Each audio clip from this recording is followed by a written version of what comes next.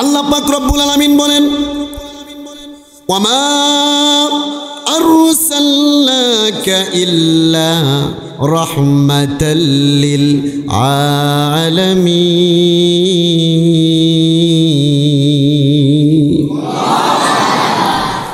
আল্লাহ তাবারাকা ওয়া তাআলা পবিত্র কুরআনুল কারীমের সূরা আম্বিয়ার 107 নম্বর আয়াতের মধ্যে বলেন, ওয়ামা আরসালনাকা ইল্লা রাহমাতাল লিল আলামিন। ওগো নবী, বিশ্ব নবী, মায়ের নবী, আমি পৃথিবীর মধ্যে বহু পয়গম্বরকে পাঠিয়েছি, গোটা জাতির জন্য রহমত স্বরূপ আমি কাউকে পাঠাই নাই। একমাত্র আপনি সেই সৌভাগ্যবান ব্যক্তি যাকে আমি গোটা কুল কায়নাতের জন্য রহমত স্বরূপ প্রেরণ করেছি। জোরে বলেন সুবহানাল্লাহ। তাহলে গোটা জাতির জন্য রহমত হলেন বিশ্বনবী, মায়ার নবী, রহমাতুল লিল। আমার নবীর চাইতে শ্রেষ্ঠ কোনো নবী নাই। আমার নবী হলেন সকল নবীদের মধ্যে শ্রেষ্ঠ। আমার নবী শুধু মানুষের নবী না, আমার নবী শুধু মানুষের নবী না, জিন্নাতদের নবী না। আমার নবী যেরকম মানুষের নবী, আমার নবী তেমন জিন্নাতদের নবী। আমার নবী তেমন ফেরেশতাদের নবী। আমার নবী যেমন এরকম হাইওয়ান জগতের যেরকম নবী, আমার নবী জড় পদার্থ জগৎ রয়েছে, পাহাড় পর্বত, এই পাহাড় পর্বতের জন্য নবী বানাইছে। জোরে কোন সুবহানাল্লাহ। শুধু পাহাড় পর্বত নয়, পৃথিবীর মধ্যে যত মাখলুক রয়েছে, হাঁস, মুরগি, গরু, ছাগল, কুল কায়নাত, চন্দ্র সূর্য সহকারে গাছপালা, বৃক্ষলতা, পৃথিবীর মধ্যে যত মাখলুক আল্লাহ পাঠাইছেন, সবার জন্য আমার আপনার নবীকে নবী হিসাবে রহমত স্বরূপ পাঠাইছে। একটু জোরে বলেন সুবহানাল্লাহ। আমার নবীকে যে পাহাড়ের জন্য আল্লাহ নবী বানাইছেন, আলামত কি? বিশ্ব নবী, মায়ার নবী আরব কান্ট্রিতে যখন তিনি মরুভূমির মধ্যে দিয়ে হেঁটে হেঁটে যাইতেন, তাফসিরের কিতাবের মধ্যে, ইতিহাসের কিতাবের মধ্যে লেখা হয়, মক্কার পাহাড়গুলো বিশ্বনবী যখন রাস্তা দিয়ে হেঁটে যেতেন, বিশ্বনবীকে পাহাড়ের জবান খুলে সালাম দিতেন, আসসালামু আলাইকা ইয়া রাসূলুল্লাহ। জোরে বলেন সুবহানাল্লাহ। পৃথিবীর মধ্যে নবীকে পাহাড় সালাম দেয় এরকম নবী কিন্তু নাই। আল্লাহু আকবার বলেন। আমার নবীর কেমন মর্যাদা, কেমন মায়া। নবী যখন রাস্তা দিয়ে হেঁটে যায়, একটা পাহাড় কি কথা বলতে পারে নাকি? যদি বলেন পারে। তবে আল্লাহ চাইলে পারে কি পারে না? পাহাড়ের জবান খুলে যেত, পাহাড় বলতো, ওগো নবী, মায়ার নবী, আপনি হলেন শ্রেষ্ঠ মানব, আপনার উম্মত হলো শ্রেষ্ঠ উম্মত। পাহাড় নবীকে দেখে সালাম দিতেন। নবীজি যখন রাস্তা দিয়ে যাইতেন, খেজুর গাছগুলো বিশ্বনবীকে দেখে ঝুঁকে যাইতেন, বিশ্বনবীকে সিজদা করেছে। এখনও মক্কা মদিনায় গেলে দেখবেন এক শ্রেণীর গাছগুলো রয়েছে, বিশ্বনবীর জামানায় নবীকে সিজদা দিয়েছিল, ওই গাছগুলো কিয়ামত পর্যন্ত সিজদা অবস্থায় থাকবে। জোরে বলেন সুবহানাল্লাহ। তাহলে এমন নবী পেয়ে আমরা খুশি না বেজার? একটু জোরে বলেন আলহামদুলিল্লাহ। তাহলে আমি বলতেছিলাম, আমার নবী হলেন মায়ের নবী, আমার নবী শ্রেষ্ঠ নবী। শ্রেষ্ঠ নবীকে শ্রেষ্ঠ উম্মতের মধ্যে পাঠিয়েছেন, সম্ভ্রান্ত বংশের মধ্যে, দামি ব্যক্তির পেটে, দামি বংশের মধ্যে তৎকালীন সময়ে আমার আপনার নবীকে আল্লাহ পাঠিয়ে দিয়েছে। একটু জোরে বলেন, আমার নবীর বাপের নাম কি? আব্দুল্লাহ। জোরে বলেন, নাম কি? নবীজির দাদার নাম কি? Abdul Muttalib. নাম কি? নবীজির মায়ের নাম কি? আমেনা। নবীজি যে সম্ভ্রান্ত বংশের ইতিহাস আপনাদেরকে আমি শোনাই, আপনারা বুঝতে পারবেন 100% নবী হলেন শ্রেষ্ঠ বংশ থেকেই জন্ম নিয়েছে। জোরে বলেন সুবহানাল্লাহ। মক্কার ভিতরে তৎকালীন সময়ে সম্ভ্রান্ত ব্যক্তি ছিল বিশ্বনবী, মায়ার নবীর দাদা আব্দুল মুত্তালিব। আল্লাহু আকবার। মক্কার ভিতরে বিশ্বনবীর বংশ ছিল শ্রেষ্ঠ বংশ। বিশ্বনবীর বংশের চাইতে শ্রেষ্ঠ কোনো বংশ পৃথিবীতে কেউ ছিল না, কিয়ামত পর্যন্ত আসবেও। তৎকালীন সময়ে বাইতুল্লাহ শরীফ দেখাশোনা করত বাইতুল্লাহর মুতাওয়াল্লি। বাইতুল্লাহ শরীফের চাবি যেই বংশের কাছে থাকতো তারা হলো আব্দুল মুত্তালিব। আল্লাহু আকবার। বিশ্বনবীর দাদা তিনি ছিলেন মক্কার ভিতরে সম্ভ্রান্ত বংশের মানুষ ছিলেন, সবচেয়ে সম্মানী মানুষ ছিলেন। বাইতুল্লাহ শরীফের চাবি তার কাছে থাকতো, সম্মানী ব্যক্তি। আব্দুল মুত্তালিব যেটা বলবে পুরা মক্কার মানুষ সেটা শুনতে রাজি। তার কারণ মুত্তালিবের মতো উত্তম চরিত্রবান তৎকালীন সময়ে মক্কার ভিতরে অন্য কোনো পুরুষ ছিল না। আল্লাহু আকবার। এই মুত্তালিবের বংশের মধ্যে কেমনে জন্ম নিল? এক সময় মক্কার ভিতরে বর্তমান যেই জমজম কূপ রয়েছে, এই জমজম কূপের পানি একবার শুকিয়ে গিয়েছিল। জমজম কূপের পানি এক সময় কি হয়ে গেছিল জোরে বলেন? শুকিয়ে গিয়েছিল।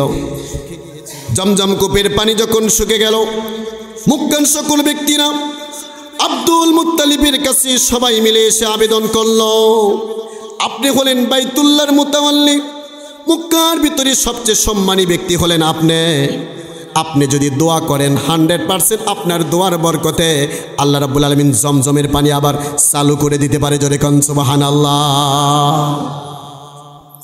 মক্কার সকল লোকেরা এসে বলল, আপনি তাড়াতাড়ি দোয়া করেন আল্লাহ যেন জমজম কূপের পানিটা যেন চালু করে দেয়। আব্দুল মুত্তালিব বলল, ঠিক আছে, আগামীকাল তোমরা সবাই মিলে আমার কাছে আসবা, সবাইকে নিয়ে বাইতুল্লাহর পাশ থেকে দোয়া করব। কার কাছে? একটু জোরে বলেন, কার কাছে? বিপদে মুসিবতে দোয়া যার কাছে করব তিনি হলেন আল্লাহ। আল্লাহু আকবার। তার কারণ মুসিবত দেয় আল্লাহ, উদ্ধারও করে। মুসিবত দিলে আল্লাহকে ডাকেন, মুসিবত যখন শেষ আল্লাহকে ভুলে যায়, এমন মানুষ কিন্তু মুনাফিক মানুষ। মুনাফিকের চরিত্র হলো এক সময় এই অবস্থা, অন্য সময় আরেক অবস্থা। বিপদের সময় আল্লাহকে ডাকে, বিপদ যখন শেষ আল্লাহকে ভুলে যায়, এটা হলো মুনাফিকের চরিত্র। আর মুমিন ব্যক্তি যিনি আল্লাহকে মহব্বত করবে, বিপদে থাক আর মুসিবতের মধ্যে থাক আর সুখে থাক, সব সময় আল্লাহর প্রশংসা, আল্লাহকে ডাকবে। জোরে বলেন সুবহানাল্লাহ। আব্দুল মুত্তালিব ঘোষণা করে দিল, শোনো শোনো, আগামীকাল সবাই মিলে আসবা, বাইতুল্লাহর প্রান্ত থেকে দোয়া করব আল্লাহর কাছে। আল্লাহ, যে আল্লাহ বাইতুল্লাহর মালিক, তার কাছে যদি দোয়া করি আল্লাহ অবশ্যই জমজমের পানি চালু করে দিতে পারে কি পারে না? আব্দুল মুত্তালিবের কথা মতো আগামীকাল মক্কার সকল মানুষরা বাইতুল্লাহর পাশে এসে সমাবেত হয়ে যায়। আব্দুল মুত্তালিব সবার সামনে গিয়ে বাইতুল্লাহর পাশ থেকে আল্লাহর কাছে দোয়া করে, ওগো আল্লাহ, আমি জানি আপনি বাইতুল্লাহর মালিক, আপনি আমার স্রষ্টা, আপনি ছাড়া আর কোনো মাবুদ নাই। এই জমজম কূপের পানি বন্ধ হয়ে গেছে, দুনিয়ার কোনো মানুষ চালু করতে পারবে না। আল্লাহ আমাদের কোনো গুনার কারণে যদি এই জমজম কূপের পানি যদি বন্ধ হয়ে যায়, তোমার কাছে সবাই মিলে আজকে তওবা করে দোয়া করি, আল্লাহ আমাদেরকে মাফ করে দিয়ে জমজম কূপের পানিটা আপনি আমাদের জন্য জারি করে দেন। জোরে কান সুবহানাল্লাহ। আব্দুল মুত্তালিব কান্না করে দোয়া করলে কবুল করতে দেরি হবে নাকি? জোরে বলেন। বান্দা যদি চোখে এক ফোঁটা পানি নিয়ে দোয়া করে, বান্দার দোয়া করতে দেরি হবে, কবুল হইতে দেরি হবে। আব্দুল মুত্তালিব যখন এইভাবে অনেক বড় জামাত নিয়ে বাইতুল্লাহর পাশে আল্লাহর কাছে এইভাবে দোয়া করলেন, দোয়ার এক পর্যায়ে আল্লাহকে বললেন, আল্লাহ আপনি যদি জমজম কূপের পানিটা আবার চালু করে দেন, আমার 10টা সন্তান রয়েছে, এই 10টা সন্তানের মধ্য থেকে একজন সন্তানকে আমি বাইতুল্লাহর জন্য কোরবানি করে দিব। জোরে বলেন সুবহানাল্লাহ। আল্লাহ পাক রব্বুল আলামিন আব্দুল মুত্তালিবের দোয়া কবুল করলেন। আল্লাহু আকবার বলেন। আব্দুল মুত্তালিবের দোয়া কবুল। আল্লাহ পাক সঙ্গে সঙ্গে দোয়া এখনো শেষ করে নাই, সঙ্গে সঙ্গে দেখা গেল জমজম কূপের পানিগুলো জমজম করে প্রবাহমান হইতেছে। জোরে বলেন সুবহানাল্লাহ। জমজম কূপের পানি চালু হয়ে গেল, সবাই জমজম কূপের পানি খায়। এইভাবে অনেক দিন পর্যন্ত চলতেছিল।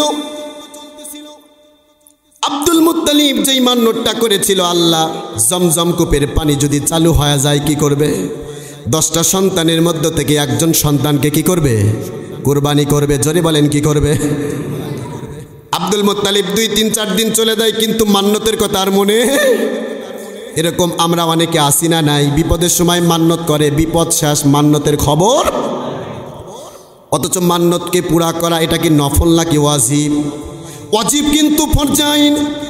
বান্দা যদি মান্নত করে, আল্লাহ আমি মুসিবতের মধ্যে আছি, উদ্ধার করে দাও, আমি রোগাক্রান্ত হয়ে গেছি, আল্লাহ রোগ থেকে যদি আপনি আমাকে উদ্ধার করেন, আমি এত টাকা মসজিদে দান করব, একটা খাসি আল্লাহর রাস্তায় দান করব, 1 বস্তা সিমেন্ট আমি দিব, অমুক ইতিমকে আমি সাহায্য করব, 10টা কোরআন শরীফ আমি কিনে দিব।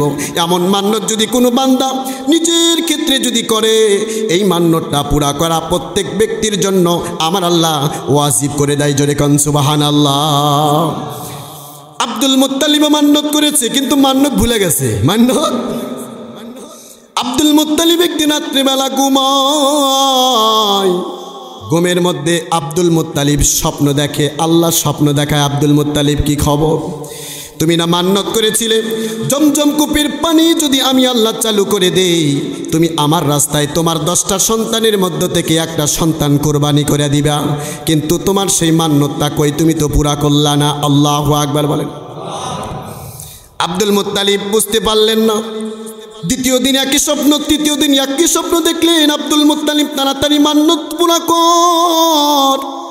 তার কারণ বান্দা যদি মান্নত করে আর মান্নত পুরা না করে, আল্লাহ পাক তাকে বড় আর একটা মুসিবত দিয়া তাকে বিপদগ্রস্ত করে ফেলে দিবে। নাউজুবিল্লাহ বলেন। আব্দুল মুত্তালিবকে আল্লাহ বলেন, আব্দুল মুত্তালিব শোনো, যেই মান্নত করেছো, মান্নত যদি তুমি পুরা না করো, তার চাইতে বড় মুসিবত কিন্তু তোমার উপরে চলে আসবে। তৃতীয় দিন রাত্রে আব্দুল মুত্তালিব এই স্বপ্ন দেখার পরে সকালবেলা ঘুম থেকে উঠে, তৎকালীন সময়ে তাওরাত কিতাবের বড় আলেম ছিলেন, তার নাম ওরাকা বিন নাওফেল। ওরাকা বিন নাওফেল তৎকালীন সময়ে তাওরাত কিতাবের বড় পণ্ডিত ছিল, তাওরাত কিতাবের পাদ্রী ছিল, বড় আলেম তিনি ছিলেন। ওই সময় তো কোরআন শরীফ ছিল না।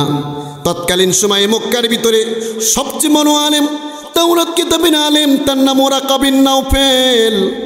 আব্দুল মুত্তালিব ঘুম থেকে উঠে দৌড়ে চলে যায় সেই ইহুদি পণ্ডিতের কাছে, যা বলে, ওগো হুজুর, আমি তো এইরকম মান্নত করেছিলাম 10 সন্তানের মধ্য থেকে একটা সন্তানকে কোরবানি করব, এখন আমি কি করব বলুন? সন্তানকে কি কোরবানি করা যাবে? তখন ইহুদি পণ্ডিত পরামর্শ দিলে, শোনো, আপনি 100টি উট কাবা শরীফের এই পাশে রাখবেন, আর আপনার 10টা সন্তানকে আপনি কাবা শরীফের আর এক পাশে রাখবেন। এরপরে আপনি লটারি দিবেন। জোরে বলেন কি দিবেন? আপনি লটারি দিবেন। লটারিতে কি উটের নাম ওঠে নাকি আপনার সন্তানদের নাম ওঠে? যদি লটারিতে সন্তানের নাম ওঠে, সন্তান কোরবানি করতে হবে। আর লটারিতে যদি উটের নাম ওঠে, তাহলে আপনাকে উট কোরবানি করতে হবে। জোরে বলেন সুবহানাল্লাহ। ইহুদি পণ্ডিতের কথা শুনিয়া বিশ্বনবীর দাদা আব্দুল মুত্তালিব তিনি বাড়িতে চলে আসলেন। 100টি উট কাবা শরীফের এই পাশে রাখলেন, আর 10টা সন্তানকে ডাক দিয়ে বললেন, তোমরা এই পাশে দাঁড়াও। লটারি চালু হয়ে গেল।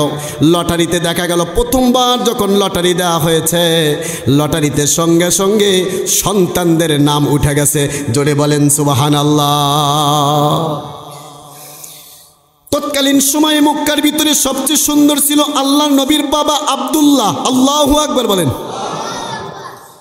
বিশ্ব নবীর বাবা এত সুন্দর ছিল রে, মায়ার নবী বলেন, তাফসিরের কিতাবের মধ্যে, ইতিহাসের কিতাবের মধ্যে পায়, তৎকালীন সময়ে মক্কার ভিতরে আব্দুল্লাহর চাইতে শ্রেষ্ঠ, সুন্দর, সম্ভ্রান্ত, এত স্মার্ট যুবক আর একটাও ছিল না। আল্লাহু আকবার। স্মার্ট যুবক দেখলে নারীরা তার প্রতি আসক্ত হয় কি হয় না? যদি বলেন হয় কি হয় না? সুন্দর দেখতেই হ্যান্ডসাম, আকর্ষণ হয় মেয়েরা, কুমারী মেয়েরা তাকে প্রেমের প্রস্তাব দেয়। তৎকালীন সময়ে আল্লাহর হাবিবের বাবা ছিল সবচেয়ে সুন্দর। এত সুন্দর ছিলেন যে তাফসীরের ইতিহাসের কিতাবের মধ্যে পায়, আল্লাহর হাবিবের বাবা যখন রাস্তা দিয়ে হেঁটে যায়, কুমারী নারীগুলো এসে সরাসরি প্রস্তাব দিত, আব্দুল্লাহ তুমি আমারে বিয়া করো, আমারে বিয়া করো। বিশ্বনবীর বাবা রাস্তা দিয়ে হাঁটতেই পারে না, সবাই তারে বিবাহের প্রস্তাব দেয়। আল্লাহু আকবার। সবাই যখন দেখছে কে রে আব্দুল্লাহ রাজি হয় না, যাইতে হবে আব্দুল্লাহর কার কাছে? বাপের কাছে, ঠিক না? সবাই যখন দেখে আব্দুল্লাহ রাজি নাই, এক পর্যায়ে আব্দুল মুত্তালিবের কাছে পর্যন্ত বিবাহের পয়গাম, আপনার সন্তানের সাথে বিবাহ বসতে চায়। নারীরা প্রত্যেক দিন বাড়িতে আসে, আপনার সন্তানের সাথে আমারে বিয়া দেন। আল্লাহু আকবার বলেন। তাহলে বোঝা গেল আব্দুল্লাহ দেখতে সুন্দর ছিল কি ছিল না? ছিল কি ছিল না? অনেক সুন্দর ছিল। যেই কথা বলতেছিলাম, লটারি যখন দেওয়া হলো, লটারি দেওয়ার পরে সন্তানদের নাম যখন উঠেছে, তখন মক্কার কুমারী নারীগুলো বলেছে, লটারি আমরা মানি না, আপনার সন্তানকে কোরবানি দিতে আমরা দিব না। আল্লাহু আকবার বলেন। তখন আব্দুল মুত্তালিব কি করলেন? বলে আবার লটারি দাও, আবার লটারি দাও। বলে লটারি এটা হয় নাই, নতুন করে লটারি দেন। নতুন লটারিতে যার নাম উঠবে তাকে কোরবানি করতে হবে।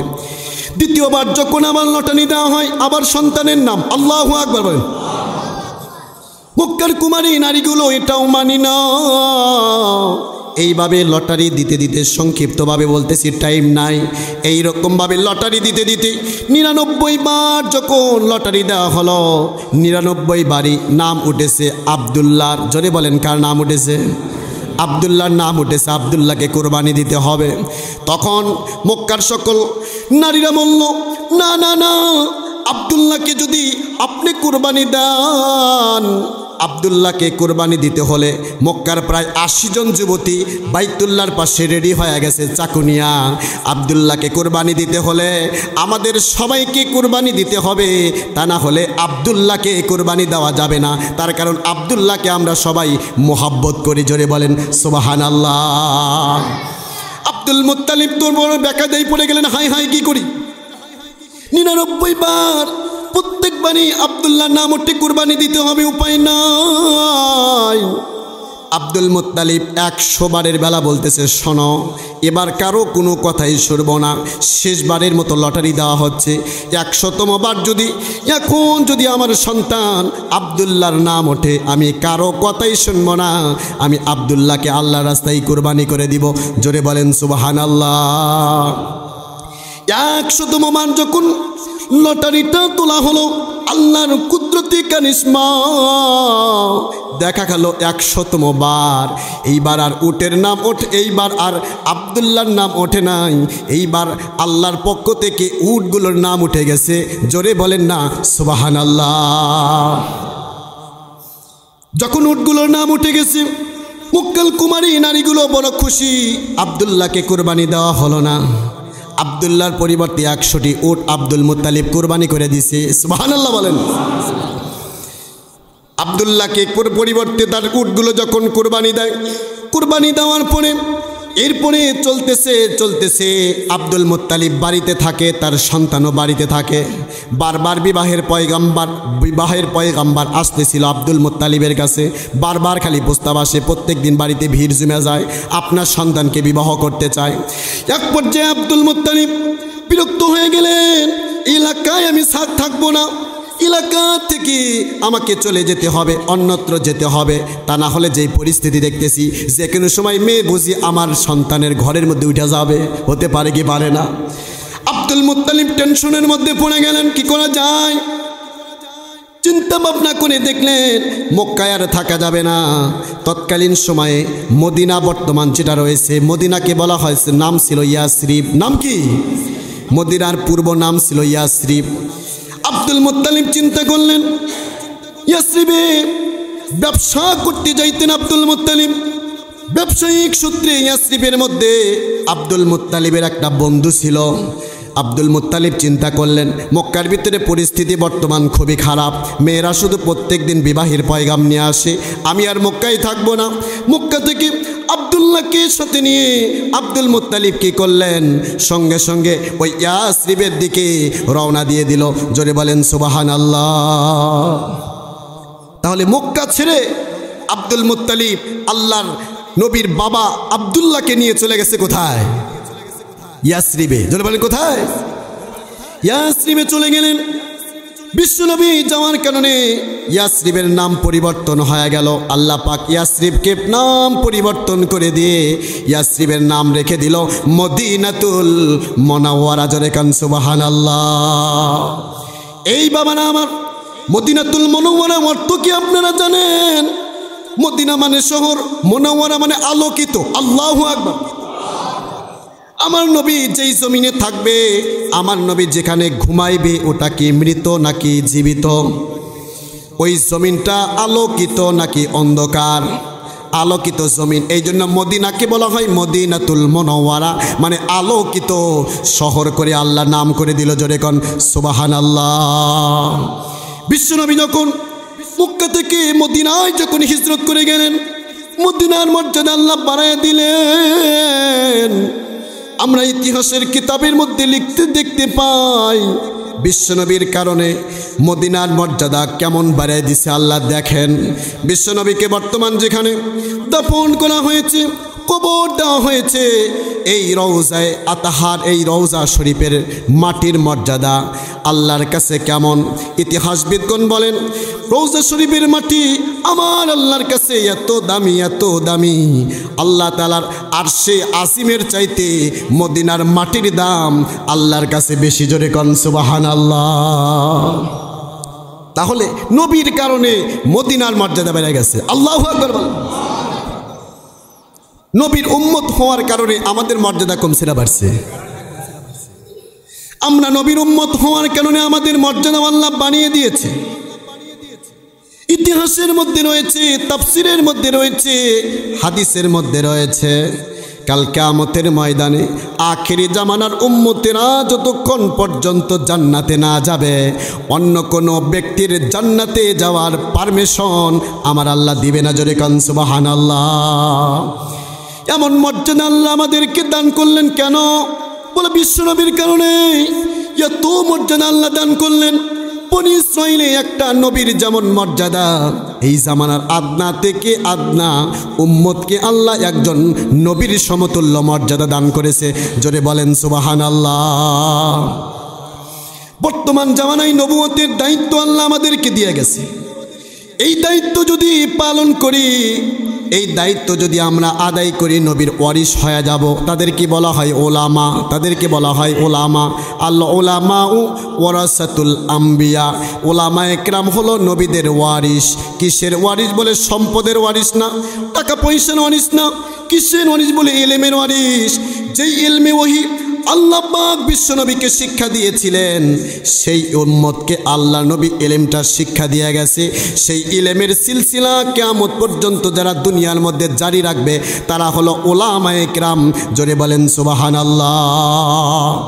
এই জন্য আমি আপনাদেরকে বলেছিলাম, মোহাব্বত নিয়ে যদি কোনো বান্দা একটা আলেমের দিকে তাকায়, আমার আল্লাহ তাকে আমলনামার ভিতরে নবীকে দেখার মতো সওয়াব দান করে দেয়। জোরে কোন সুবহানাল্লাহ। গতকাল একটি কিতাবের মধ্যে দেখলাম, একজন পরহেজগার আলেমের পিছনে যদি কোনো ব্যক্তি নামাজ পড়ে, রে মুমিন, নবীকে দেখি নাই, নবীর মর্যাদাও আমরা পাই নাই, সাহাবিও হতে পারি নাই, কিন্তু হাদিসটা আপনারা আজকে শুনে যান। একজন পরহেজগার আলেমের পিছনে যদি কোনো বান্দা এই জামানায় নামাজ পড়ে, নবীর পিছনে নামাজ পড়ার মতো সওয়াব আল্লাহ তাকে দান করে। জোরে কোন সুবহানাল্লাহ। তাহলে নবীর কারণে আমাদের মর্যাদা বাড়ছে না কমছে? তাহলে নবীর সাথে যারাই সম্পর্ক রাখবে মর্যাদা বাড়িয়ে দিবেন কে? নবী গেলেন মক্কা থেকে মদিনায়, নবী যায় নাই, বরং নবীর বাবা গেছে, তার কারণেই মর্যাদা বাড়িয়ে দিয়েছেন কে? আল্লাহ। ঠিক কিনা? আব্দুল্লাহ গেছে মদিনায়, আব্দুল্লাহর কারণেই আল্লাহ মদিনার মর্যাদা বাড়িয়ে দিয়েছে। জোরে কোন সুবহানাল্লাহ। মদিনায় যাওয়ার পরে আব্দুল মুত্তালিবের যেই ব্যবসায়ী সূত্রে যেই বন্ধু ছিল, ছোটবেলায় বন্ধু দুইজন পরামর্শ করে, বন্ধু শোন, তোর 10টা সন্তানের মধ্যে সবচাইতে সুন্দর সন্তান ছোটবেলায় ছিল আব্দুল্লাহ। নাম কি? বলে 10টা সন্তানের মধ্যে সবচাইতে সুন্দর। আল্লাহু আকবার। বন্ধু বলে, বন্ধু শোন, আমার ঘরের মধ্যে আমার একটা সুন্দরী মেয়ে আছে, তার নাম আমেনা। আল্লাহু আকবার। দুই বন্ধু ছোটবেলায় পরামর্শ করে রাখছে, বন্ধু শোনো, আমাদের সন্তানগুলো যখন বড় হয়ে যাবে আমরা দুই সন্তানের মধ্যে পরস্পরে বিবাহ দিব। জোরে বলেন সুবহানাল্লাহ। আব্দুল মুত্তালিব যখন মদিনায় যায়, বন্ধুর বাড়িতে যায়, বলে বন্ধু আজ থেকে বহু বছর আগে তোমার সাথে আমার একটা চুক্তি হয়েছিল, তোমার কি মনে আছে নাকি? বলে মনে থাকবে না কেন, আমি তো তোমার জন্যই অপেক্ষা করতেছি, কমে আসবা। আমার মেয়েকে অন্যত্র আমি বিবাহ দেই নাই, তোমার ছেলের সাথে আমি বিবাহ দিব বিদায় আমার মেয়েকে অন্যত্র বিবাহ দেই নাই। তোমার ছেলের সাথে বিবাহ দেওয়ার জন্য এখন পর্যন্ত আমার মেয়েকে আমি কুমারী রাখছি। জোরে বলেন সুবহানাল্লাহ। আব্দুল মুত্তালিব বলল, তাহলে শোনো, আর দেরি নাই, পরিস্থিতি বড় খারাপ। প্রত্যেক দিন আব্দুল্লাহর বিবাহ আসে, প্রত্যেক দিন আব্দুল্লাহর বিবাহ আসে, যে কোনো সময় বিবাহ হয়ে যাইতে পারে, তাড়াতাড়ি দেরি করো না, তার কারণ শুভ কাজে দেরি নাই। শুভ কাজে কি নাই? বলে শুভ কাজে দেরি নাই, তাড়াতাড়ি কাজই রাখো, তাড়াতাড়ি বিবাহ করে দাও। আল্লাহু আকবার। তৎকালীন সময়ে সঙ্গে সঙ্গে আব্দুল মুত্তালিব তার বন্ধুকে বলার সঙ্গে সঙ্গে বন্ধু রাজি হয়ে গেল। বন্ধুর মেয়ে আমিনার সাথে আব্দুল মুত্তালিবের ছেলে আব্দুল্লাহর বিবাহ সঙ্গে সঙ্গে দেওয়া হলো। জোরে বলেন সুবহানাল্লাহ। বন্ধুর বাড়িতে কিছুদিন থাকার পরে আব্দুল মুত্তালিব কি করলেন, দেশে তো যাইতেই হবে, যদিও দেশের মানুষ বড় খারাপ। খারাপ বলে কোন দৃষ্টিতে খারাপ? বলে বিবাহর পয়গাম নেই, সেই জন্য খারাপ। বিরক্ত বোধ করে গেছিলেন, কিন্তু দেশে আসবেন কি আসবেন না? জোরে বলেন আসবেন কি আসবেন না? তবে বৈধভাবে যদি কেউ দেশ থেকে যায় আসতে পারে, অবৈধভাবে গেলে তার আসার অনুমতি নাই। ঠিক কিনা? আমাদের দেশ থেকে অনেকে চলে গেছে, গেছে কি গেছে না? আবার বিভিন্ন সময় ফোনের মধ্যে শোনা যায় বলে টুস করে বাংলাদেশে নাকি ঢুকে পড়বে, আছে না নাই? আমরা বলি টুস করে বাংলাদেশে ঢুকেন না, সময় হলে আপনাকে ডাকা হবে, ওই সময় আসেন, নাইলে যে কোনো সময় টুস করে ঢুকলে ঠুস করে গুলিও মাথায় লাগতে পারে। ঠিক কিনা? এই জন্য আব্দুল মুত্তালিব যখন মদিনায় যায়, মদিনা থেকে আবার তিনি চলে আসলেন মক্কায়। মক্কায় আসার পরে আব্দুল্লাহ কি করলেন, রাস্তা দিয়ে একদিন হেঁটে যায়। হেঁটে যাওয়ার সময় মক্কার নারীগুলো যে আব্দুল্লাহকে দেখলে আকর্ষণ সৃষ্টি হতো, আব্দুল্লাহকে দেখলে বিবাহের পয়গাম দিত। আব্দুল্লাহ রাস্তা দিয়ে হেঁটে গেলে মেয়েরা বারবার কাছে আসতো কথা বলার জন্য। বিবাহ করে যখন আব্দুল্লাহ মক্কায় গেল, রাস্তা দিয়ে যখন হেঁটে যায়, মদিনার নারী, মক্কার নারীগুলো আর আব্দুল্লাহকে দেখে কাছে আসে না। আল্লাহু আকবার বলেন। মক্কার নারীগুলো আব্দুল্লাহর কাছে আসে না। আব্দুল্লাহকে দেখার পরে সবাই দৌড় দেয়, আব্দুল্লাহর কাছে কেউ আসে না। এইরকম ভাবে আব্দুল্লাহ একদিন রাস্তা দিয়ে যায়, তখন মক্কার ভিতরে একজন নারী ছিল, তার নাম মরিয়ম। তার নাম কি? এই মরিয়ম ছিল তৎকালীন সময়ে তাওরাত কিতাবের যেই আলেম ওরাকা বিন নাওফেলের মেয়ে ছিল, তার নাম হলো মরিয়ম। তার নাম কি? তার নাম ছিল মরিয়ম। তাওরাত কিতাবের আলেম ছিল বাবা, তাওরাত কিতাব নিজেও পড়েছে, বাবার মুখ থেকেও শুনেছে। বলে শেষ জামানায় মুহাম্মদ নামে একজন ব্যক্তি জন্ম নিবে, সেই মুহাম্মাদের বাবার নাম হবে আব্দুল্লাহ। আল্লাহু আকবার বলেন। এই জন্য মরিয়ম যখন বিবাহের আগে আব্দুল্লাহকে রাস্তা দিয়ে যখন হেঁটে যায়, দৌড়ে মরিয়ম আব্দুল্লাহর কাছে এসে বলতো, আব্দুল্লাহ রে, তুমি আমারে বিবাহ করো, তুমি আমারে বিবাহ করো, অনুরোধ করতো। কিন্তু আব্দুল্লাহ তার কথাই কোনো কান দিত না। এইবার যখন আব্দুল্লাহ বিবাহ করে যখন মক্কায় যখন তিনি চলে আসলেন, মক্কার পথ দিয়ে তিনি একদিন হেঁটে যায়, ওই মরিয়মের সাথে আবার আব্দুল্লাহর দেখা হয়ে যায়। মরিয়ম এইবার আব্দুল্লাহরে দেখার পরে আর কাছে আসে না। আব্দুল্লাহকে দেখার পরে মরিয়ম পিছনের দিকে পিছন দিকে দৌড়ে গিয়ে বাড়ির গেটের মধ্যে প্রবেশ করিয়া যায়। বাড়ির গেটের মধ্যে যাইয়া মরিয়ম অজ্ঞান হয়ে জমিনের মধ্যে পড়ে যায়। আল্লাহু আকবার বল। আব্দুল্লাহ আশ্চর্যান্বিত হয়ে গেলেন, কি ব্যাপার? মরিয়ম তো মানে আগে দেখলে কাছে চলে আসতো, বিবাহের পয়গাম দিত, হাসিতে কথা বলতো, কিন্তু আজকে বড় উল্টা ব্যাপার। মরিয়ম আমাকে দেখার পরে পিছন দিকে যায়। বাড়ির ভিতরে গিয়ে মরিয়ম অজ্ঞান হয়ে গেছে। কিছুক্ষণ পর যখন মরিয়মের হুঁশ ফিরে আসলো, মরিয়মকে লক্ষ্য করে আব্দুল্লাহ বলে, মরিয়ম, আজকে বড় আশ্চর্য ঘটনা তুমি দেখাইলা আমারে। এতদিন তুমি আমারে দেখলে আমার দিকে চলে যাইতা, আমার সাথে কথা বলতা, আমারে সময় দিতা, বিবাহের জন্য আমাকে বারবার পিড়াপিড়ি করতা, কিন্তু আজকে তুমি আমাকে দেখার পরে সময় না দিয়া তুমি কেন দৌড়ে দৌড়ে বাড়ির দিকে চলে গেলা, অজ্ঞান হয়ে গেলা? জোরে বলেন সুবহানাল্লাহ। মরিয়ম এইবার বলে, শোনো, আমি যে তোমাকে দেখে আকর্ষণ হইতাম, তোমাকে দেখানোর পরে বিবাহের পয়গাম দিতাম, এটা শুধু তোমার সৌন্দর্য দেখে আমি পাগল ছিলাম না। আমার বাবা তাওরাত কিতাবের বড় আলেম, ওই তাওরাত কিতাব আমি নিজেও পড়ে দেখেছি যে মোহাম্মদ নামে একজন ব্যক্তি জন্ম নিবে, তার বাবার নাম হবে আব্দুল্লাহ, আর সে আব্দুল্লাহর চেহারার মধ্যে একটা নূর থাকবে। আল্লাহু আকবার। ও গো আব্দুল্লাহ, তুমি যখন রাস্তা দিয়ে যাও, তোমার ওই চেহারার দিকে যখন আমি তাকাই, ওই নূরে মোহাম্মদীটা তোমার চেহারার মধ্যে জলজল করে উঠত। আমার বাবা যেহেতু তাওরাত কিতাবের বড় আলেম, আমি নিজেও তাওরাত কিতাব পড়েছি, আমার বুঝতে বাকি নাই যে এই ব্যক্তির ওরসেই মোহাম্মদের জন্ম হবে। জোরে বলেন সুবহানাল্লাহ। এই জন্য আমি চাইতাম, হায় রে, এত বড় সৌভাগ্য, যেই মায়ের গর্ভে মোহাম্মদের জন্ম হবে, ওই মাও হবে পৃথিবীর শ্রেষ্ঠ মা। ওই মার মতো শ্রেষ্ঠ মা পৃথিবীর মধ্যে আর কেউ থাকবে না, যেই মায়ের গর্ভে মোহাম্মদ জন্ম নেবে। আল্লাহু আকবার। এই জন্য আব্দুল্লাহ, আমি তোমার বাহ্যিক সৌন্দর্য দেখে পাগল ছিলাম, শুধু তাই না, নূরে মোহাম্মদী তোমার চেহারার মধ্যে চকচক করত, এই জন্য আমি আকর্ষণ ছিলাম। তোমাকে বিবাহ করার জন্য আমি বড় পাগল হয়ে গেছিলাম। তোমাকে যখন কিছুদিন দেখতে পারলাম না রে আব্দুল্লাহ, আমি তো রাত্রে ঠিক মতো খাবার খাই না, বিরহ বেদনায় যন্ত্রণায় আমার সময় যায়। আমি তো টেনশনে পড়তেছিলাম, না জানি কোথায় কাকে বিবাহ করে ফেলে, আর এত বড় সৌভাগ্যবান কন্যারীর কপালে এসে যায়। আল্লাহু আকবার বলেন। ওগো আব্দুল্লাহ, আজকে বড় আশ্চর্যের ব্যাপার হলো, তুমি যখন আজকে রাস্তা দিয়ে যাও, আমি তোমার কপালের দিকে লক্ষ্য করে দেখলাম, ইতিপূর্বে তোমার কপালের মধ্যে যেই নূরে তাজাল্লি আমি দেখতে পেয়েছি, আব্দুল্লাহ রে, খোদার কসম করে বলি, সেই নূরে তাজাল্লি আজকে আর তোমার কপালের মধ্যে নাই। আমি বুঝলাম 100% তুমি বিবাহ করেছো এই নূরে মোহাম্মদী। তুমি যাকে বিবাহ করেছো, মিলনের মাধ্যমে তোমার থেকে ট্রান্সফার হয়ে ওই নারীর মধ্যে ঢুকে গেছে। আমি এটা দেখে অজ্ঞান হয়ে গেছি। জোরে কোন সুবহানাল্লাহ। আল্লাহু আকবার বলেন। তাহলে আমার নবীর মর্যাদা কেমন, শ্রেষ্ঠ নাকি অশ্রেষ্ঠ?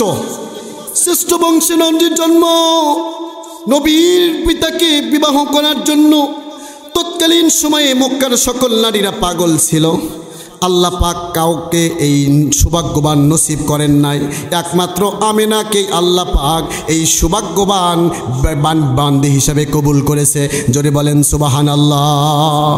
তাহলে আমার নবী হলেন শ্রেষ্ঠ নবী। আমার নবী যে শ্রেষ্ঠ হবে, এজন্য শ্রেষ্ঠ বংশের মধ্যেই আমার নবীকে প্রেরণ করেছে। একটু জোরে বলেন সুবহানাল্লাহ। তাহলে নবী যিনি হবেন, যে কথা বলছিলাম, নবীর বংশ শ্রেষ্ঠ হবে। নবীর বংশ শ্রেষ্ঠ হবে তার কারণ, কিয়ামত পর্যন্ত কোনো ব্যক্তি যেন বলতে না পারে নিম্ন বংশে জন্ম হয়েছে। আমার নবীর বংশ ছিল তৎকালীন সময়ে মক্কার শ্রেষ্ঠ বংশ, আব্দুল মুত্তালিবের ঔরসে তার জন্ম হয়েছে। জোরে বলেন সুবহানাল্লাহ। তাহলে আব্দুল্লাহ বিবাহ করলেন কাকে? নাম কি? আমেনা। নাম কি? আমেনা যখন বিবাহ হয়ে গেল, আব্দুল্লাহর সাথে যখন বিবাহ হয়ে যায়, আব্দুল মুত্তালিবের সন্তান আব্দুল্লাহ, আমেনা দুইজন সংসার করে। এইভাবে করতে করতে একদিন আব্দুল মুত্তালিব আব্দুল্লাহকে বলল, তুমি একটু মদিনায় যাও, মদিনা থেকে খেজুর কিনে নিয়ে আসো। বাবার কথা শুনে আব্দুল্লাহ কি করলেন? মদিনায় চলে গেলেন খেজুর কেনার জন্যে। কি কেনার জন্যে? খেজুর কেনার জন্য যখন মদিনায় যায়, মদিনা থেকে খেজুর নিয়ে যখন তিনি আসতেছিলেন, আবওয়া নামক স্থানে জন্মের পূর্বেই ওই মদিনায় খেজুর আনার জন্য যাওয়ার পরে আব্দুল মুত্তালিবের সন্তান রসুলের বাবা আব্দুল্লাহর ইন্তেকাল জন্মের পূর্বেই হয়ে গেছে। একটু জোরে বলেন সুবহানাল্লাহ। তাহলে বিশ্বনবীর বাবা ইন্তেকাল করেছে নবীর জন্মের আগে। যেই সময় নবী পেটের মধ্যে আসছে, মা আমেনা গর্ভবতী মা। এমন ইতিম পৃথিবীর মধ্যে আর কয়জন হয় দেখেন। স্ত্রী যদি গর্ভবতী হয়, এমন সময় যদি স্বামী মারা যায়, ওই নারীর কষ্ট কম হয় নাকি বেশি হয়? জোরে বলেন, কম না বেশি? পেটের মধ্যে আসছে আমার নবী, বিশ্বনবী, মায়ার নবী। আব্দুল্লাহ গেছে খেজুর আনার জন্য মদিনায় ইন্তেকাল। এইভাবে জন্মের পূর্বে বাবা যখন মারা গেল, বিশ্বনবী গর্ভের মধ্যে আসে আর টেনশন করে, হায় রে আমার সন্তানের বাবা নাই। সন্তান জন্মের পরে বাবাই সবচেয়ে বেশি খুশি হয়। যিনি সবচেয়ে বেশি খুশি হবেন তিনি দুনিয়াতে নাই। আল্লাহু আকবার। যিনি সবচেয়ে বেশি খুশি হবেন তিনি দুনিয়াতে নাই। আমার সন্তান একটু বড় হওয়ার পরে আমার সন্তানকে কে খেলনা কিনে দিবে? তার কারণ সন্তান জন্ম নিলে সর্বপ্রথম সরঞ্জামাদি খেলনাদুল্লা কে কিনে দেয়? বাবা। জোরে বলেন, কে? আমেনা মনে মনে চিন্তা করে, হায় হায়, আমার সন্তানের বাবা তো দুনিয়াতে নাই, ইন্তেকাল হয়ে গেছে। আমার সন্তান যখন বড় হবে, জন্মের পরে তাকে কে খেলনা কিনা দিবে? মা আমেনা বলে, আমি এই টেনশন করি, রাত্রেবেলা আমার ঘুম হয় না, বারবার আমি সন্তানের বাবার জন্য টেনশন করি। আমার সন্তান বুঝিয়ে তিন সন্তান হবে, আমার সন্তানকে দেখাশোনার কেউ থাকবে না। চোরে বলেন, যার কেউ নাই তার কে আছে? যার কেউ নাই। মা আমেনা বলে, আমি প্রত্যেক দিন টেনশন করি, রাত্রিবেলা ঘুম নাই। রাত্রিবেলা জেগে জেগে যখন আমি টেনশন করি, মা আমেনা বলে, একদিন রাত্রিবেলা আমি স্বপ্ন দেখি, আসমান থেকে জিব্রাইল আমিন আর আসমানে নাই। আল্লাহর নির্দেশে জিব্রাইল মা আমেনার কাছে চলে আসছে। আল্লাহু আকবার বলে। আমেনার কাছে আসার পরে বলে, ও গা আমেনা, তুমি কোনো টেনশন করো না, তুমি কোনো চিন্তা করো না, তোমার সন্তানের বাবা দুনিয়াতে নাই, তাকে দেখার কেউ নাই, তা তুমি টেনশন করো না। তোমার সন্তান এমন শ্রেষ্ঠ দামি সন্তান, কিয়ামত পর্যন্ত এমন দামি সন্তান আর কেউ আসবে না। এই সন্তানকে আল্লাহ রাব্বুল আলামিন এই জামানার নবী হিসাবে বানাইছে। একটু জোরে বলেন সুবহানাল্লাহ। ও মা আমিনারে, তুমি টেনশন করো না, দুনিয়ার কোনো মানুষ এই সন্তানের দায়িত্ব নিতে পারবে না। আল্লাহ পাক রব্বুল আলামিন এই সন্তানের দায়িত্ব দুনিয়ার কোনো মানুষকে দেয় নাই, বরং এই সন্তানকে দেখাশোনার দায়িত্ব আমার আল্লাহ রব্বুল আলামিন নিজে গ্রহণ করেছে। জোরে বলেন সুবহানাল্লাহ। ওরে আমিনা, টেনশন করো না, টেনশন করো না, এই সন্তানের দায়িত্ব নিয়েছেন হলো আমার আল্লাহ। তুমি বলতেছিলে, টেনশন করতেছিলে, আমার সন্তান বড় হলে খেলনা কে কিনে দিবে? বলে, দুনিয়ার সামান্য এই কাঠের পুতুল, এরকম কাপড়ের পুতুল, প্লাস্টিকের পুতুল দিয়ে দামি ব্যক্তি খেলবে, তার শোভা পায় না। আল্লাহু আকবার বলেন। দুনিয়ার বাচ্চাগুলো যখন কান্নাকাটি করে আমরা পুতুল কিনে দিই, দেই কি দেই না? বিভিন্ন প্লাস্টিকের গাড়ি কিনে দেই, দুনিয়াবি অদামি খেলনাগুলো তাদেরকে কিনে দিই। জিব্রাইল আমিন বলে, ও গো আমেনা, তুমি টেনশন করো না, চিন্তা করো না, এই সন্তান জিয়া তুই দামি, দুনিয়ার কোনো নগণ্য খেলনা আল্লাহ তাকে দিবে না। স্বয়ং চন্দ্র সূর্যকে তার খেলার জন্য আল্লাহ প্রস্তুত করে রেখেছে। জোরে কোন সুবহানাল্লাহ। জিব্রাইল আমিন মা আমেনাকে বলে, ও আমেনা শোনো, এই সন্তান সাধারণ কোনো সন্তান নয়। এই সন্তান যখন জন্ম নিবে তার নাম রাখবে মুহাম্মদ। আল্লাহু আকবার। তাহলে নবীর নাম যিনি সিলেক্ট করেছেন তিনি আল্লাহ। তিনি কে? পৃথিবীর মধ্যে কিয়ামত পর্যন্ত, আল্লাহ নবীর আগ পর্যন্ত মুহাম্মদ নামে কেউ ছিল না। আল্লাহু আকবার। আনকমন একটা নাম মুহাম্মদ শব্দের অর্থ কি আপনারা জানেন নাকি? মুহাম্মদ মানে প্রশংসিত। মুহাম্মদ মানে কি? সবচেয়ে প্রশংসিত। মুহাম্মদ কেন রাখা হলো? বলে, মুহাম্মদ ব্যক্তি এমন দামি নবী, এমন দামি নবী, কিয়ামত পর্যন্ত যত মানুষ আসবে সবাই মুহাম্মাদের প্রশংসা করবে। জোরে বলেন সুবহানাল্লাহ। ও আমিনা শোনো, মুহাম্মদ যখন জন্ম নিবে নামটা রাখবা তাকে মুহাম্মদ। এই মুহাম্মদ হবে এই জামানার উম্মত, এই জামানার উম্মতের নবী হবে, বড় দামি নবী হবে। নামটাও আল্লাহ তার পক্ষ থেকে সিলেক্ট করে দিয়েছে। একটু জোরে বলেন সুবহানাল্লাহ। মা আমিনা বলেন, এই স্বপ্নটা দেখার পরে আমি একটু শান্ত হলাম, টেনশন নাই। মা আমিনা আরও ইতিহাস বর্ণনা করে বলার টাইম নাই। আর একটা বলে, মা আমিনা বলে তৎকালীন সময়ে বলেন তো কারেন্ট বিদ্যুতের কোনো ব্যবস্থা ছিল নাকি? কারেন্ট বিদ্যুতের কোনো ব্যবস্থা ছিল না। মা আমিনা বলে আমি প্রত্যেক দিন রাত্রে এত গরিব ছিলাম, একটু লাইট ল্যাম্পুর ব্যবস্থা করব সেটাও ছিল না। কিন্তু আল্লাহর কুদরতি কারিশমায় দেখতাম গভীর রাত্রেবেলা আল্লাহ পাক রব্বুল আলামিন আমার এই গর্বে মুহাম্মাদের কারণে আকাশের চন্দ্রটা আল্লাহ আমার বাড়ির উপরে নিয়ে এসে আলোকিত করে দিয়েছে। জোরে কোন সুবহানাল্লাহ। মা আমিনা বলে শুধু তাই না, এত শ্রেষ্ঠ সন্তান আমি যখন মক্কা থেকে যখন সিরিয়ার দিকে তাকাইতাম, মক্কা থেকে সিরিয়া অনেক দূরে, সিরিয়ার রাজপ্রাসাদগুলো মা আমিনা বলে আমি যেন এখন এখান থেকে যদি টাকায় ঢাকা শহর কি দেখা যাবে নাকি? ঢাকা শহরে বিল্ডিং কি দেখা যাবে?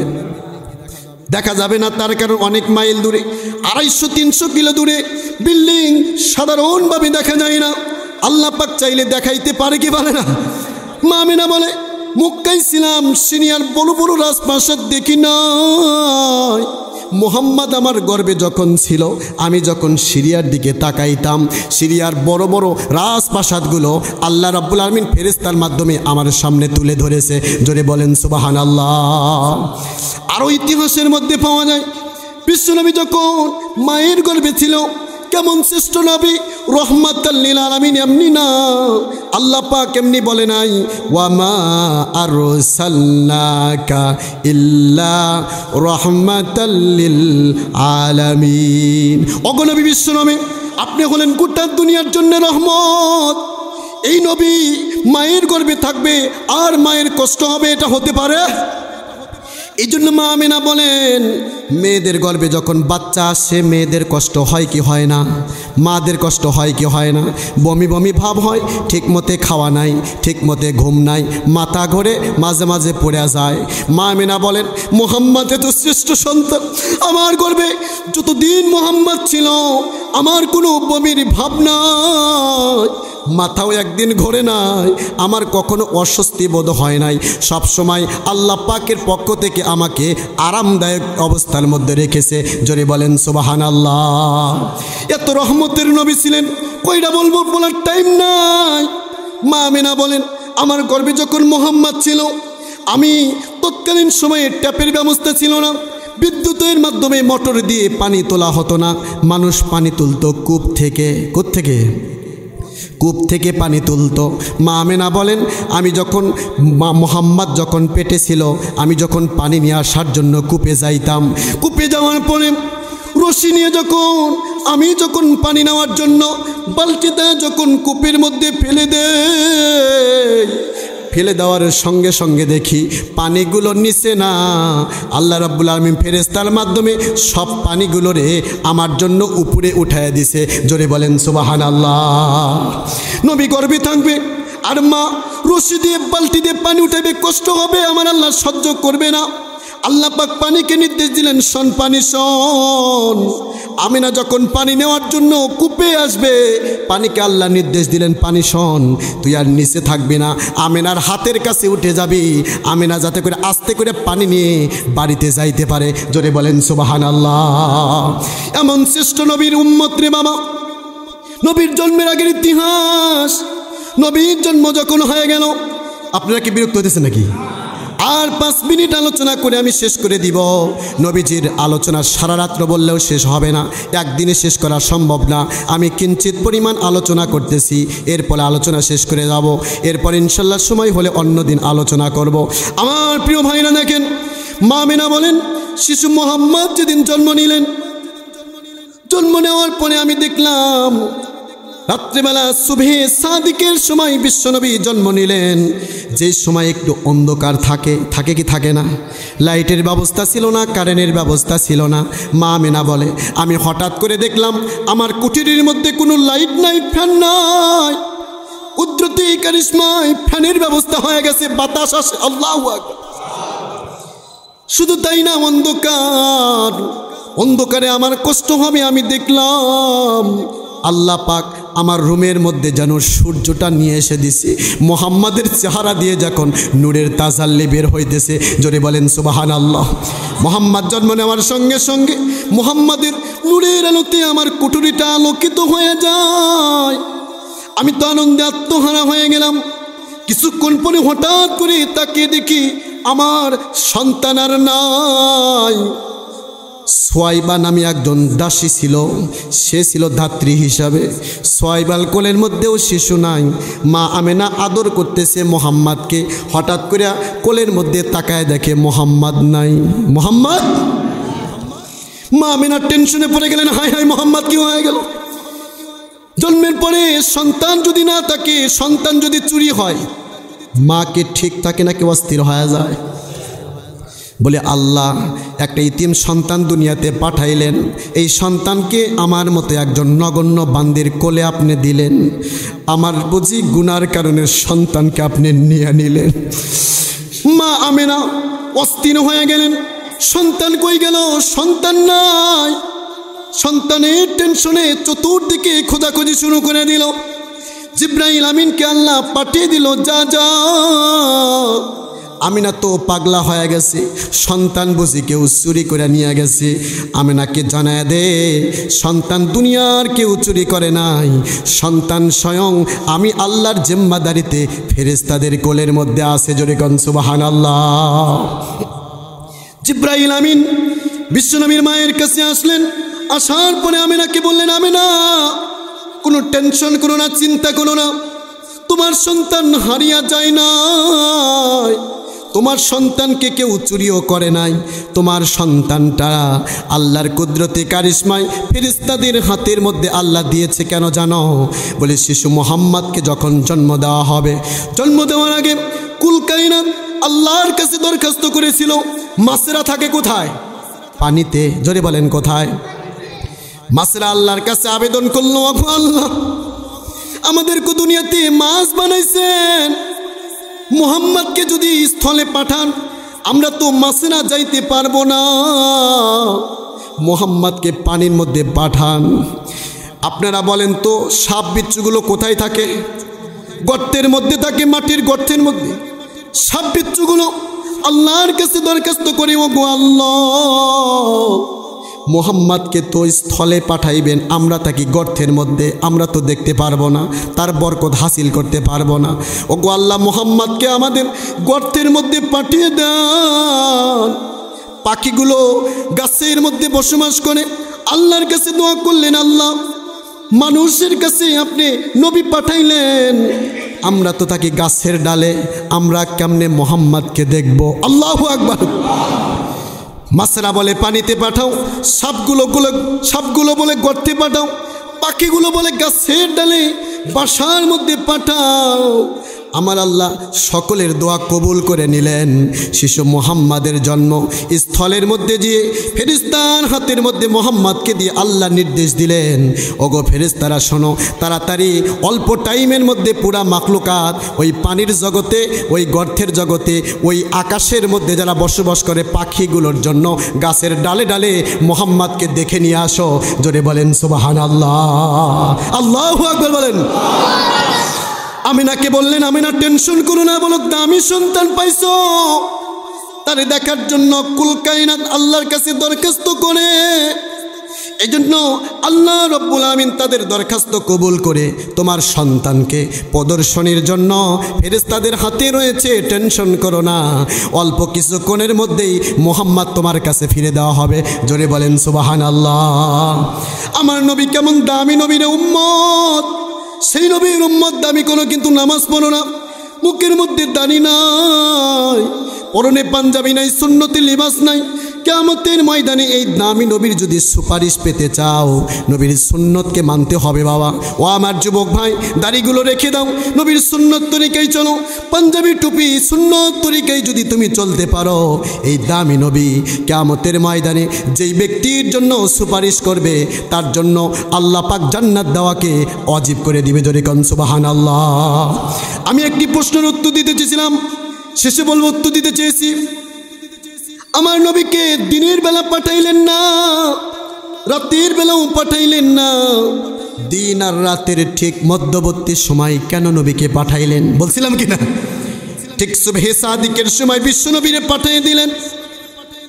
দিন না রাত না, বিশ্ব নবী তাকে যখন পৃথিবীর মধ্যে পাঠানো হবে, দিন আল্লাহর কাছে বলে, আল্লাহ বড় দামি নবী, আমার মধ্যে পাঠাও। আল্লাহু আকবার। আমি এই বরকতটা অর্জন করতে চাই গো আল্লাহ। মুহাম্মদ যদি দিনের মধ্যে জন্ম নেয়, আমি গর্ব করে বলতে পারি মুহাম্মদ বড় দামি। মুহাম্মদ দিনে জন্ম নিয়েছে, মুহাম্মাদের কারণে আমি দিনের মর্যাদা বড় বাড়িয়ে যাবে। সুবহানাল্লাহ। রাত আল্লাহর কাছে আবেদন করি, ও গো আল্লাহ, মুহাম্মদকে আমি রাতের কাছে পাঠাও, মানে রাতে পাঠাও। মুহাম্মাদের বরকতে যেন আমি বরকতময় হতে পারি। রাতও আল্লাহর কাছে দোয়া করে, দিনও আল্লাহর কাছে দোয়া করে। আমার আল্লাহ কেমন কুদরতি কারিশমায় ফয়সালা করে দিলেন, মুহাম্মদকে দিনেও পাঠাইলেন না, রাতেও পাঠাইলেন না, দিন আর রাতের ঠিক মধ্যবর্তী পাঠাইয়া রাত আর দিনের দোয়া আল্লাহ কবুল করেছে। দুইজনকেই মুহাম্মাদের কারণে বরকতময় করে দিয়েছে। জোরে বলেন সুবহানাল্লাহ। এই জন্য আমার প্রিয় ভাইরা, আমার নবী বলো দামি নবী, আমার নবী বলো শ্রেষ্ঠ নবী। এই নবীর উম্মত যারা আমরা হইতে পেরেছি, আমরা হলাম শ্রেষ্ঠ উম্মত। কিয়ামতের ময়দানে হাজার হাজার উম্মতরা থাকবে। মা ফাতেমা রাদিয়াল্লাহু তাআলা আনহা, সম্ভবত আয়েশা সিদ্দিকা রাদিয়াল্লাহু তাআলা আনহা বিশ্ব নবীকে বললেন, ওগো নবী, কিয়ামতের ময়দানে লক্ষ কোটি উম্মত আল্লাহর সামনে থাকবে, নবীদের সামনে থাকবে। এই লক্ষ কোটি উম্মতের মধ্যে আপনার উম্মতকে আপনি কেমনে চিনবেন? সুবহানাল্লাহ বলেন। তার উত্তরে বিশ্বনবী বললেন, আচ্ছা বলো তো দেখি, হাজার হাজার ঘোড়া যদি এক জায়গায় থাকে, সবগুলো কালো ঘোড়া, হাজার হাজার কালো ঘোড়ার মধ্যে কিছু সাদা ঘোড়া যদি থাকে, তাকে চিনতে কি কষ্ট হয় নাকি সহজ হয়? বিশ্বনবী মায়ার নবী বললেন, শোনো, কিয়ামতের ময়দানে লক্ষ কোটি উম্মত আল্লাহর কাছে থাকতে পারে, কিন্তু আমার উম্মতকে চিনতে বড় কষ্ট নাই। আমার যারা উম্মত হবে, পাঁচ ওয়াক্ত নামাজের জন্য যারা ওযু করে মসজিদে যাবে, যেই অঙ্গগুলো ওযুর মধ্যে ধুতে হয়, কিয়ামতের ময়দানে উম্মতে মুহাম্মাদের অঙ্গগুলো এইরকমভাবে বিজলির মতো চমকাইতে থাকবে। জোরে বলেন সুবহানাল্লাহ। আমার নবী বলেন, আমার উম্মতের ওযুর জায়গাগুলো চকচক করতে থাকবে, আর আমি চিনে চিনে আমার উম্মতকে আলাদা করব। আল্লাহর কাছে সুপারিশ করবে, ওগো আল্লাহ।